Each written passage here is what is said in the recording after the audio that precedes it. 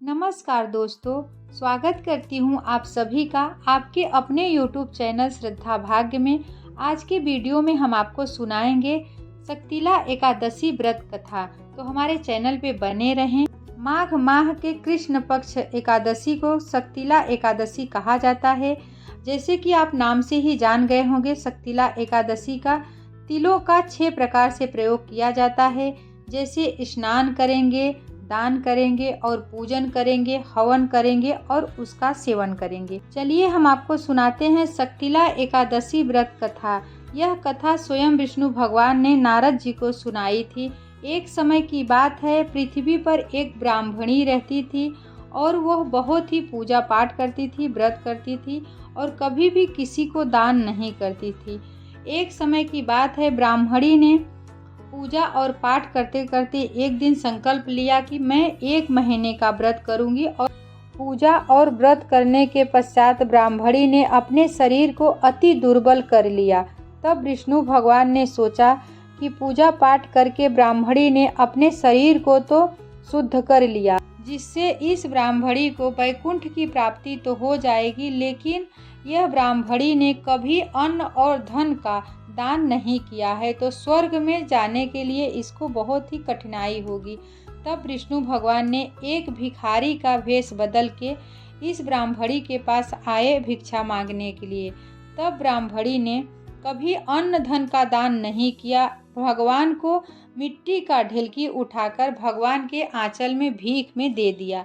उसके पश्चात भगवान विष्णु ने मिट्टी का भिक्षा लेकर वैकुंठ लोक चले गए। कुछ दिन बीता और ब्राह्मणी का मौत हो गया। ब्राह्मणी के मौत होने के बाद उसे स्वर्ग की प्राप्ति हुई। स्वर्ग में गई तो उसे एक बहुत ही अच्छा मिट्टी का घर मिला और वह उसे देखकर बहुत ही खुश हुई। जैसे ही वो घर में घुसी, देखी घर में कुछ भी नहीं था, एक आलीशान घर बना हुआ था। तब वह दौड़ी दौड़ी विष्णु भगवान के पास गई और कहने लगी कि हे विष्णु भगवान, मैंने तो आपका व्रत और पूजा बहुत ही श्रद्धा भाग्य से किया था, फिर हमारे पास अन्न और धन की कमी क्यों है? तब विष्णु भगवान ने बताया, पूरे जीवन में तुमने कभी किसी को दान नहीं किया, कभी किसी भूखे को खाना नहीं खिलाया, कभी किसी प्यासे को पानी नहीं पिलाया, तो तुम्हें स्वर्ग में कैसे अन्न और धन की प्राप्ति रहेगी? तुमने सिर्फ मुझे मिट्टी का दान दिया था, इसी के लिए हमने तुम्हारे लिए मिट्टी का आलीशान बंगला बनवा दिया है। तब वह ब्राह्मणी रोने लगी कि भगवान, हमसे बहुत बड़ी भूल हो गई, क्षमा करना और हमारा कैसे उद्धार हो इसका रास्ता बताना। तब विष्णु भगवान ने ब्राह्मणी को बताया, तुम जाओ अपने घर और दरवाज़ा बंद कर लो। तुम्हारे दरवाजे के पास 2 देव कन्याएं आएंगी, तो तुम शक्तिला एकादशी व्रत के बारे में उनसे पूछना, नियम अनुसार और व्रत और पूजा करना। ऐसा कहते हुए विष्णु भगवान अंतर्ध्यान हो गए। भगवान के पास से लौटते ही ब्राह्मणी ने अपने दरवाजे बंद कर लिए।